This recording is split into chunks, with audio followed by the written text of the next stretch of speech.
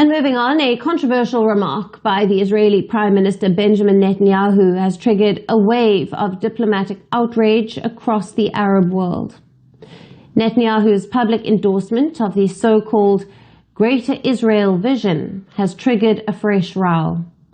The concept of a Greater Israel is rooted in history, religion, and politics, but fraught with modern geopolitical tensions. In a recent interview, Netanyahu was asked if he feels a connection to the vision of Greater Israel. His answer, an emphatic yes. It refers to an expanded Israel based on certain biblical or historical descriptions and interpretations that can include territories of today's Jordan, Lebanon, Syria, Egypt, and Saudi Arabia. Netanyahu's comments supporting Greater Israel drew swift and sharp criticism across West Asia. Jordan called it a dangerous and provocative escalation, rejecting what it described as extremist illusions. Egypt demanded clarification, warning of the risk to regional stability and the peace process. Qatar called the remarks arrogant and destabilizing, reaffirming support for Arab nations' rights.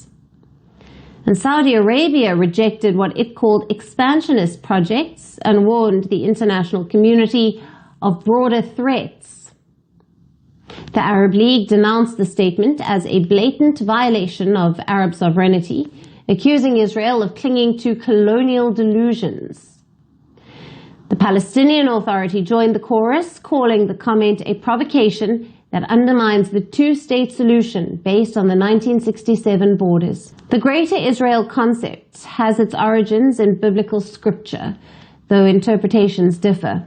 Some see it as a symbolic or spiritual notion. Others, especially in the Israeli far right, view it as a territorial goal. Critics argue it fuels a settlement expansion and disregards the rights of Palestinians and neighboring states.